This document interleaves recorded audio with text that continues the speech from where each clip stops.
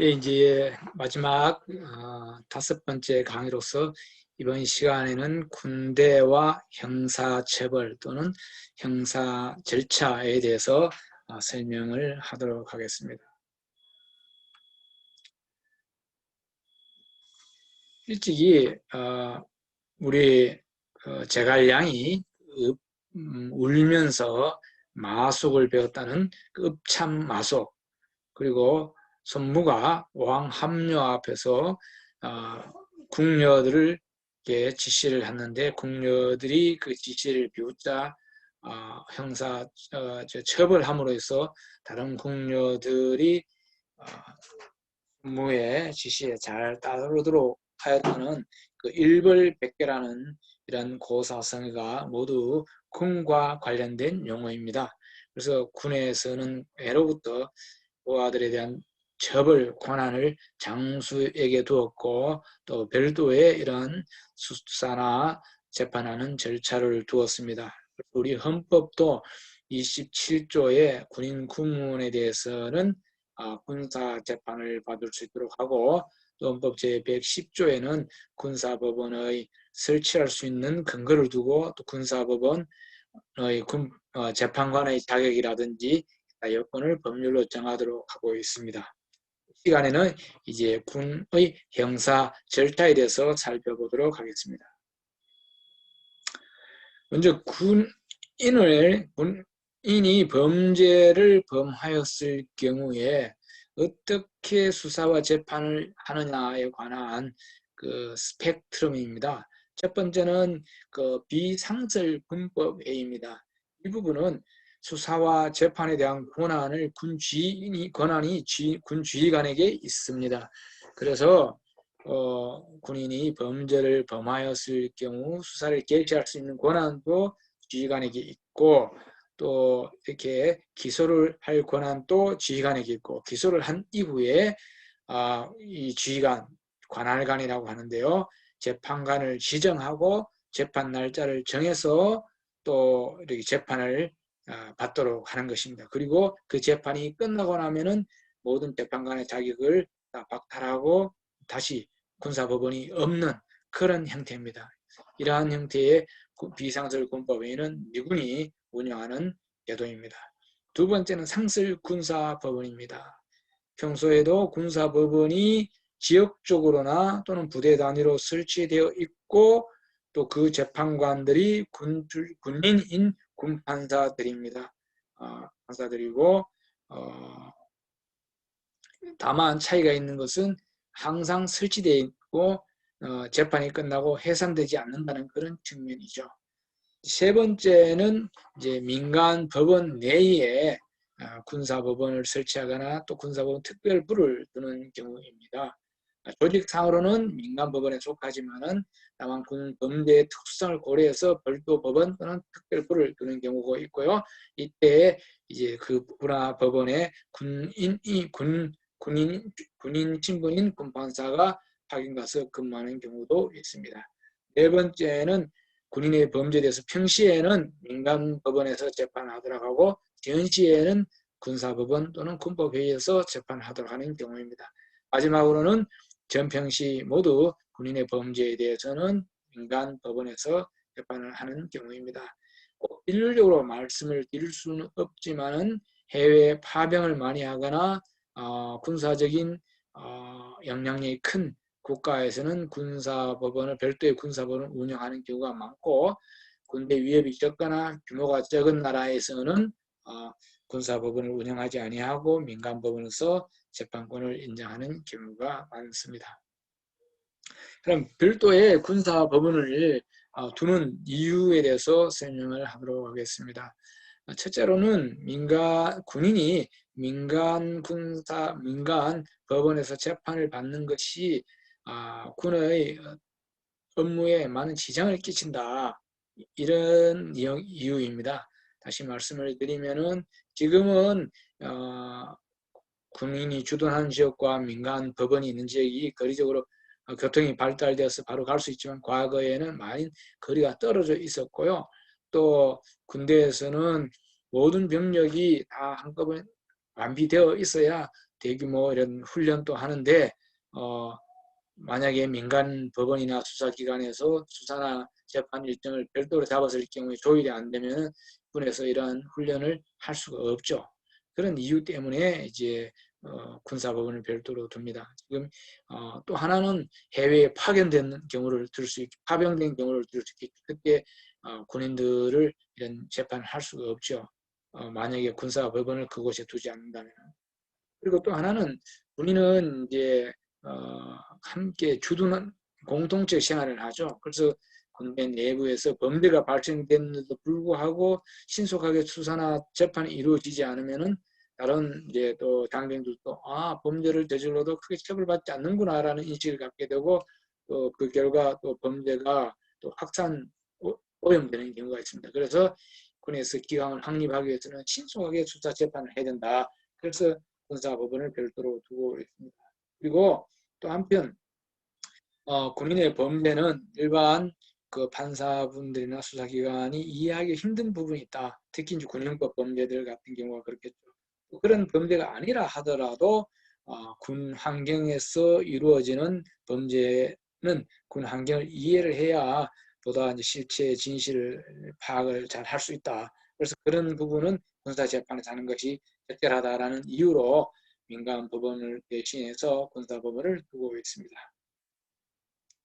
앞에서 이제 처벌에 관해서 지휘관이 어떤 역할을 가지고 있는지 조금 말씀을 드렸는데 우리 부대에서 전통은 기본적으로 부대 성격에 대해서는 책임을 지휘관에게 있다고 이렇게 인식을 하고 있습니다. 그래서 지휘관에게는 막강한 권한을 보유하고 있고요.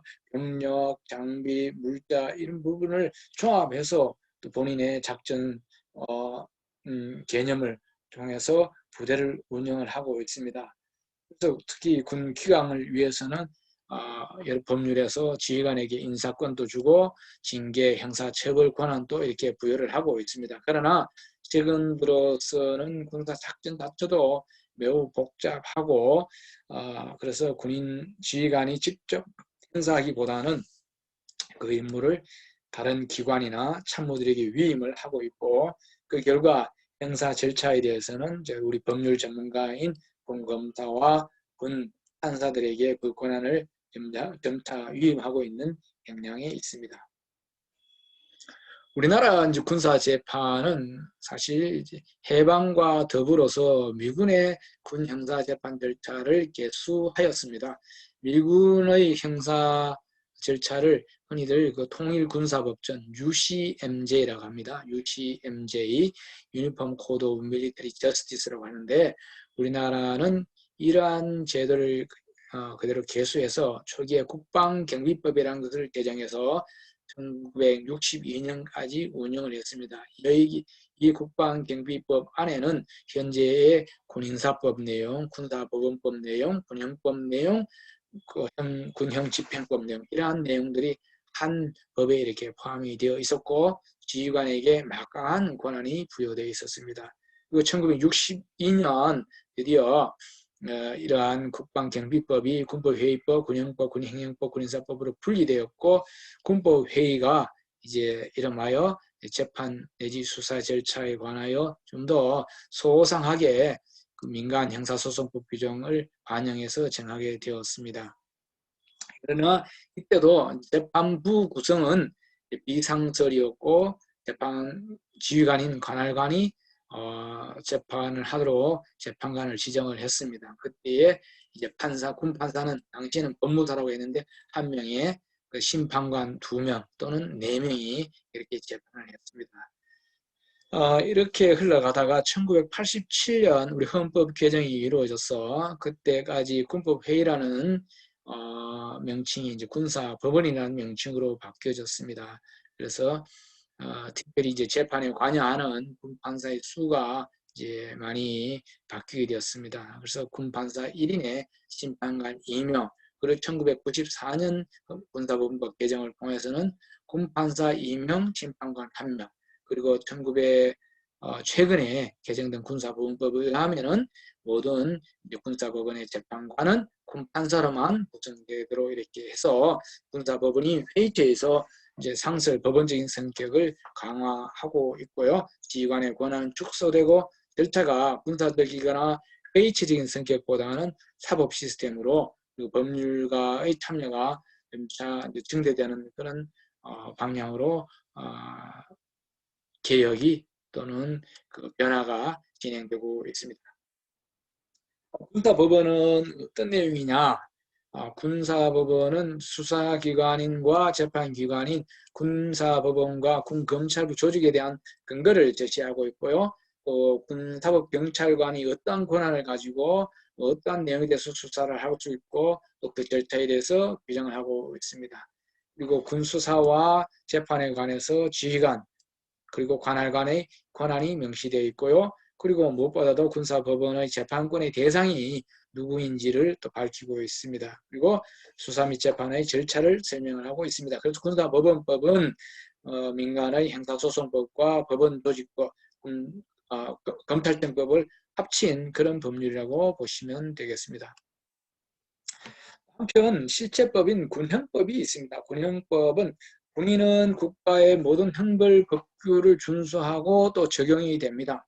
한편 군인이 또 별도 준수해야 되고 적용되는 형사법이 있는데 그것이 바로 군형법입니다.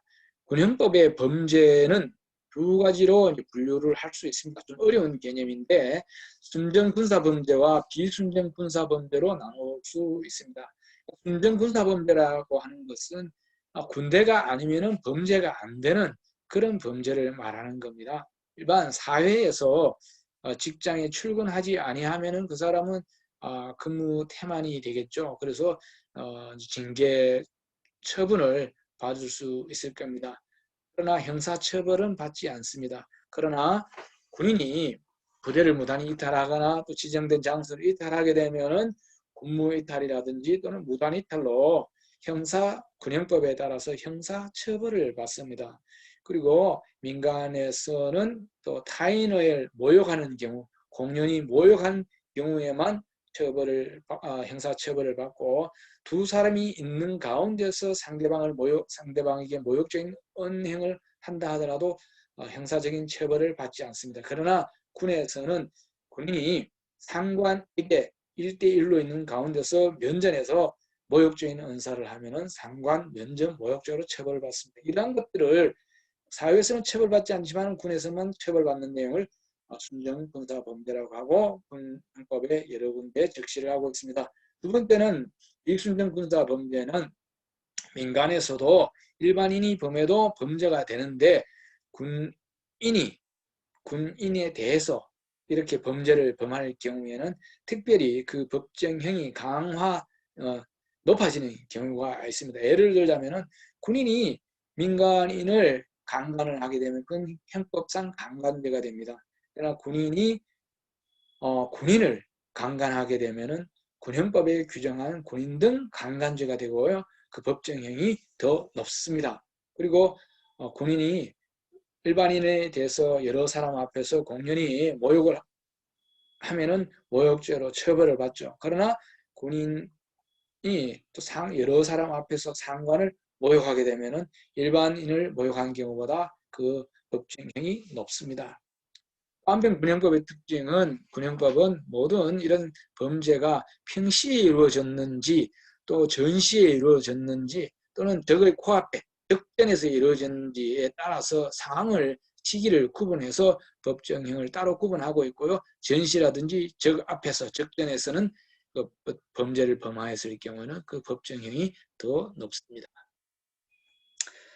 그 다음에는 군형집행법이 있습니다. 이 부분은 군에서 구금된 피의자 및 피고인 그리고 형 확정자에 대한 처우에 대해서 규정을 하고 있습니다. 우리 군에서는 한 개의 국군 교도소와 각급 부대의 무의결 구금치를 운영을 하고 있습니다. 이러한 무의결 구금치를 과거에는 영창이라고 불렀습니다. 그런데 군 징계의 벌목인 영창이 2020년 8월에 폐지됨에 따라서 군에서 운영하고 있는 구금시설을 영창이라고 부르지 아니하고 미결 구금실로 부르고 있습니다. 이러한 군 교도소를 별도로 운영하는 이유는 물론 이제 군에서 수사와 재판을 담당하기 때문에 그러한 수사 재판 과정에서 피의자 피고인을 수용할 필요성도 있고요. 특별히 군군 교도소 같은 경우에는 그 수용자들의 가지고 있는 군사 기밀을 유출되지 않도록 군사 기밀을 보호하고 또 군 재복무 필요성을 고려해서 교정 행정도 그런 것을 고려하기 위함이라고 볼 수 있겠습니다.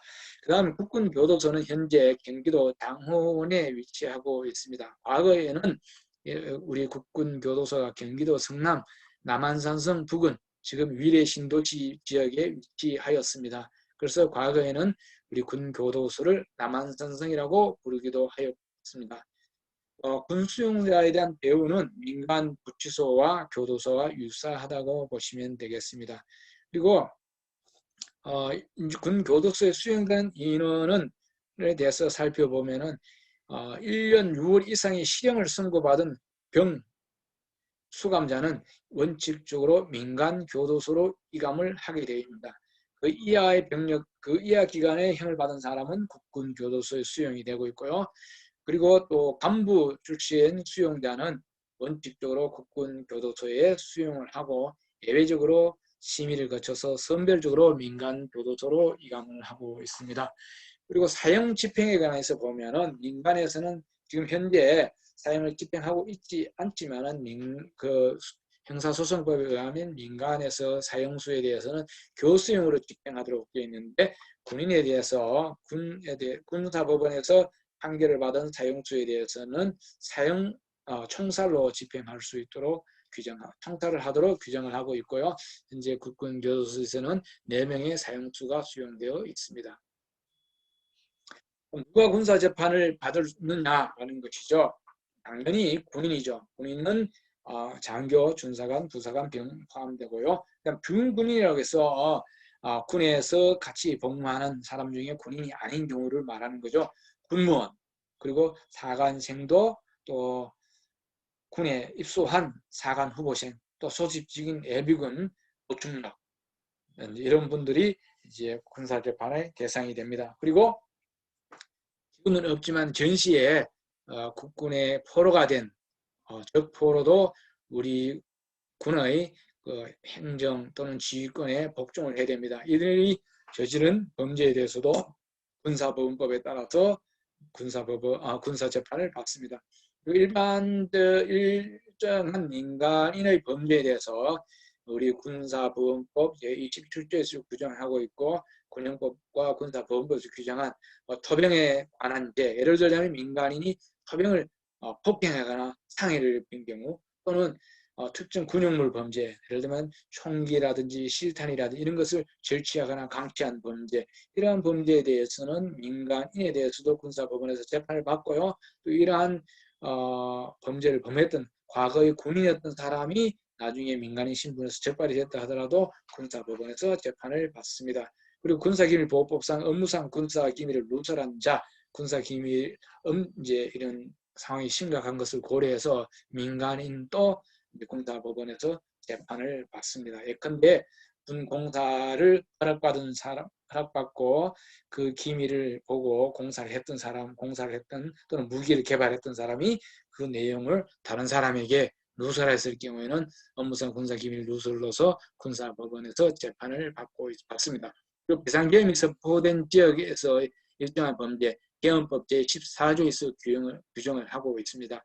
과거 우리 권위주의 정부 시절 하에서 계엄이 선포되었을 때에 계엄 포고령을 위반했던 분들이 많이 계엄 군사법원에서 재판을 받기도 했습니다. 일단 이 군사법원에서 재판을 받을 수 있는 사람에 대해서 말씀을 드렸습니다.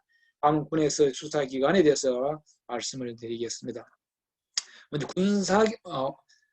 군수사기관, 군사법경찰관이라고 하는데 군사법경찰관은 군사경찰수사관, 그리고 군사안보지원사령부 수사관, 검찰수사관 이렇게 세 부로 나눌 수 있습니다. 군사경찰은 과거 헌병이라고 불렀던 것인데 최근 명칭을 바꿨습니다. 그리고 군사안보지원사령부는 과거에 보안사, 그리고 기무사, 지금은 군사안보지원사령부 수사관입니다. 군사안보지원사령부 수사관은 모든 범죄에 대해서 수사를 할 수 있는 권한이 없고 국가보안법, 또 통신기밀보호법, 또 집회 및 시위에 관한 법률, 등 이러한 공안 범죄에 관해서 수사권을 가지고 있고요. 군사경찰 즉 헌병수사관은 이 군 안보지원사령부 수사관이 가지는 이 수사권 외에 범죄에 대해서 수사권을 가지고 있고, 검찰 수사관은 이러한 것을 통틀어서 모든 범죄에 대해서 수사할 수 있는 권한을 가지고 있습니다. 이러한 군사법 경찰관은 여러분도 아시겠지만은 군에서는 독자적으로 사건을 입건하고 수사를 개시할 수 있습니다. 그러나 자체 종결할 수는 없고 수사가 끝나게 되면은 군 검사에게 사건을 송치해야 됩니다. 군 검찰 조직과 편성에 대해서 말씀을 드리면, 군 검찰은 법정화되지는 아니하고 장성급 이상 부대에 설치할 수 있도록 되어 있습니다. 그래서 지금 지방검찰청에 상하는 보통 검찰부는 육군의 경우 사단급, 해군은 함대급, 공군은 비행단급 부대에 편성이 되어 있습니다. 그런 검찰부에는 군검사와 검찰수사관, 검찰서기로 편성되어 있고요. 고등검찰청에 상하는 고등검찰부는 각군 본부 그리고 국방부 검찰단에 편성되어 있습니다. 군사법원의 조직에 대해서 말씀을 드리겠습니다. 군사법원 조직에 대해서는 군사법원법에 법정되어 있습니다. 그래서 육군은 4개의 재판부, 해군은 각 2개의 재판부로 구성되어 있는데요. 여기에 이제 전체 육군은 20여 명, 해군군은 10여 명의 군판사가 배치되어 있습니다. 이러한 군판사들이 군사법원은 육군은 군단급, 해군은 함대급, 공군은 작전사급 이상의 군사법원이 이제 설치가 됩니다. 그러면은 이러한 이제 재판부에 속해 있는 군판사들이 야전에 파견되어서 순회하면서 이제 재판부를 구성해서 재판을 수행하고 있습니다. 군판사는 국방부 및 각군 본부 소속으로 되어 있어서 야전에서 이 압력으로부터 이제 독립해서 인사상 독립해서 재판하라는 그런 취지입니다. 모든 군사법원 재판 사건은 합의부 사건입니다. 그래서 군판사 3명이 재판부를 구성해서 재판을 하고, 다만 약식 재판만 군판사 1인이 재판을 하고 있습니다. 이제 심판관은 더 이상 운영하고 있지 않음을 말씀드렸고, 전시에는 심판관이 재판관으로서 군사상 그런 경험과 지식을 재판에 반영을 해서 재판을 하고 있습니다. 그리고 약식 재판을 제외하고 군 형사 사건은 전부 필요적 변론 사건입니다. 그래서 피고인이 재판에서 변호인을 선정하지 않으면 군사법원이 국선 변호사를 민간 변호사나 법무관 가운데서 지정을 하고 있습니다. 군사법원도 똑같이 3심제를 운영하고 있고요. 1심은 보통 군사법원, 2심은 고등군사법원, 3심은 대법원입니다. 이러한 3심제가 비상계엄이 선포되었을 경우에는 사형을 선고하는 이외에는 1심으로 단심으로 운영되게 되어 있습니다. 그리고 군사법원에 대해서 처벌의 불이익에 대해서 말씀을 드리면, 군인이기 때문에 인사, 급여, 보험과 관련된 불이익이 부과되고요. 특히 수사 및 재판 중에는 군인은 보직에서 해임, 즉 보직 해임되고요. 또 기소 휴직을 당할 수도 있고요. 또 수사 또는 재판 중에 나 전역하겠다라고 해서 전역 지원을 하더라도 전역이 보류됩니다. 물론 이때 정년 전역이라든지 연령이 돼서 하는 전역은 이제 보류할 수가 없습니다. 그리고 진급이 선발이 되었다 하더라도 이러한 수사니 재판이 계류 중일 때는 진급이 발령이 유보되거나 취소될 수도 있습니다. 유죄 판결이 확정된 경우 원칙적으로 집행유예 이상의 판결을 받으면 간부들은 현역에서 제적이 됩니다. 제적이 되고요. 또 직무와 관련해서 금품 및 향응을 수수했을 경우는 선고유예를 받더라도 제적이 되고요. 성범죄와 관련해 가지고는 벌금 100만 원 이상만 받는다 하더라도 현역 신분에서 제적을 당하게 되어 있습니다. 그래서 이런 제적 요건은 점차 강화되고 있고요. 과거에는 군에서 유죄 판결을 받으면 장군 또 2등병으로 전역한다는 그런 제도가 있었습니다만 지금은 그런 제도는 운영하고 있지는 않습니다.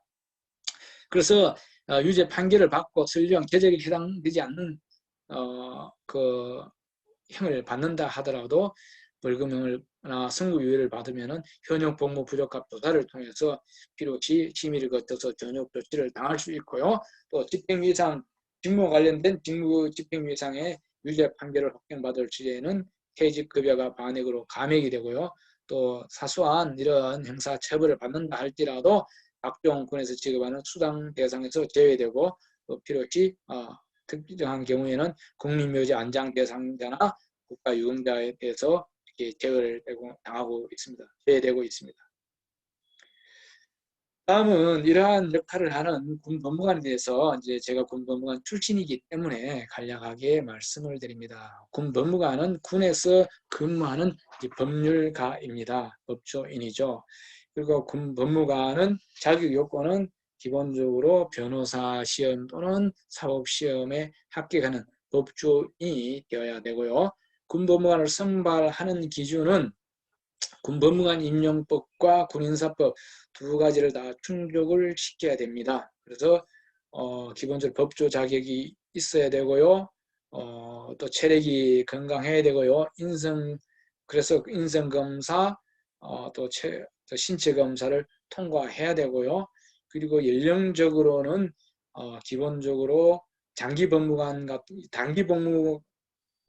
29세 미만이어야 되고 장기 법무관은 32세 미만이어야 됩니다. 물론 군필자들은 군 복무한 만큼 가산이 돼서 최고 35세까지 군 법무관으로 갈 수 있습니다. 그리고 선발을 위한 평가는 로스쿨 학교 성적, 그리고 변호사 시험 성적, 그리고 면접 시험 성적을 합산해서 합격자를 전형을 하고 있습니다.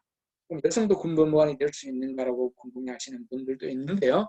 여성은 단기 법무관은 될 수가 없고 단기 군법무관은 될 수 있습니다. 현재도 약 130명 정도의 여성 법무관이 군에서 근무하고 있고요. 장군이 되었던 경우도 있습니다.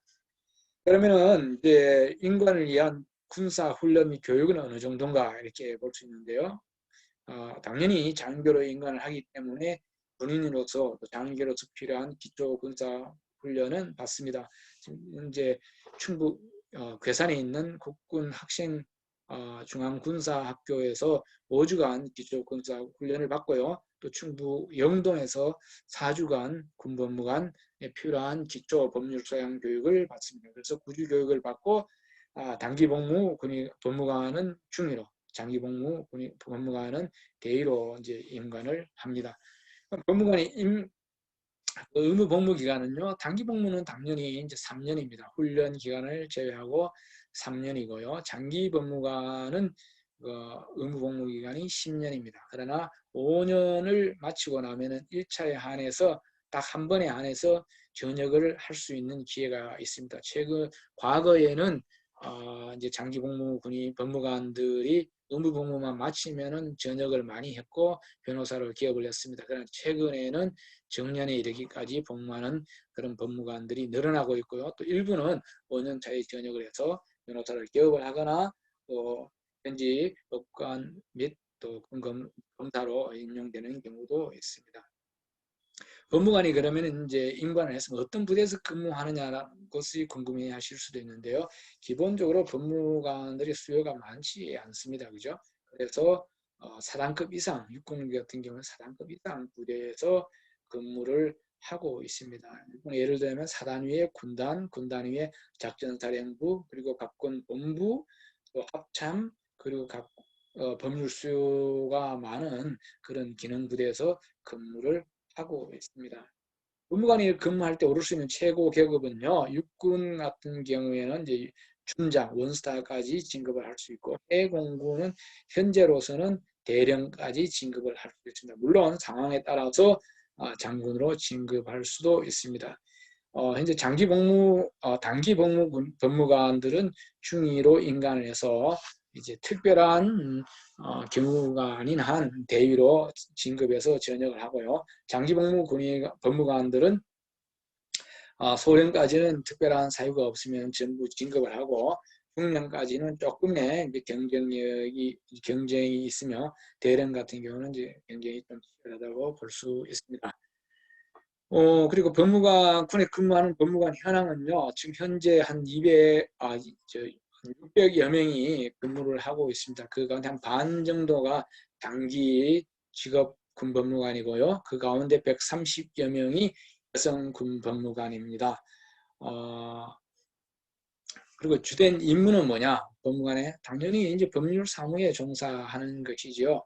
그 어떻게 보면 우리 군에 있는 법무 조직이 법조 지적 이외에서 법률가로 구성된 별도의 조직을 둔 최초의 조직이었습니다. 그만큼 어떤 인하우스 카운슬이라는 역할을 하고요. 군에 필요한 모든 법률적인 분쟁이나 또 쟁점에 대해서 법률 조언을 하고요. 또 군의 불법 행위에 대해서 국가 배상을 업무를 처리하기도 하고요. 국가에 대한 그 소송, 행정 소송에 대해서 소송 수행을 하기도 하고, 또 군 검사, 군 판사의 역할을 하기도 하고요. 또 인권에 관한 그런 업무도 수행을 합니다. 그리고 군에 무기라든지 이런 도입을 하거나 군수품을 도입하거나 이런 과정에서 계약 관계에 대해서도 계약을 자문하기도 합니다. 그 다음 군 법무관은 그럼 전투원인가? 당연히 전투원입니다. 우리는 법무관은 군종장교나 또 군의관하고는 같은 특수병과 장교지만은 군 법무관은 전투원입니다. 그래서 총도 권총이 지급되고요. 또 수시로 부대의 계획에 따라서 사격도 합니다. 최근에는 이제 작전에 있어서 군법무관의 어떤 조언이 중요해짐에 따라서 각종 이런 컴퓨터 시뮬레이션을 통한 이런 이제 작전 연습 훈련에 법무관이 적극적으로 참여하고 있습니다. 그 다음 그 외에 이제 법무관에 대해서 자세한 문의는 이제 아래 있는 주소로 전화번호로 국방부에 문의하시면 되고요. 현재 이제 법무관을 마친 이제 사람들은 대부분 저와 같이 이제 많이 변호사로 기업에서 활동하기도 하고요.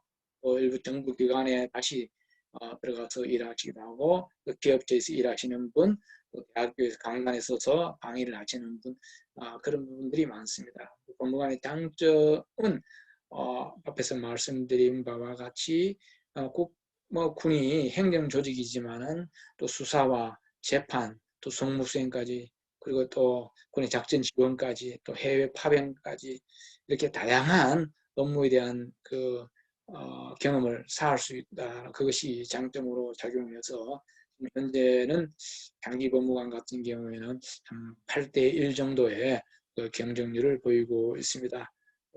혹시 이 강의를 들으신 분 가운데서도 관심이 있으신 분들은 많이 군 법무관을 지원해 주시기를 바라겠습니다. 제 강의를 마치겠습니다. 광범위한 내용을 다루다 보니까 또 빠진 부분도 많고 제가 이런 강의 경험이 없는 관계로 많이 횡설수설한 것 같기도 했습니다. 부족한 제 강의를 들어주셔서 감사하고, 또 우리 군이 정말로 헌법의 정신을 따라서 법치주의를 구현하고 또 평화를 지키는 그런 멋있는 우리 국군으로 성장되기를 바라면서 이 강의를 마치겠습니다. 감사합니다.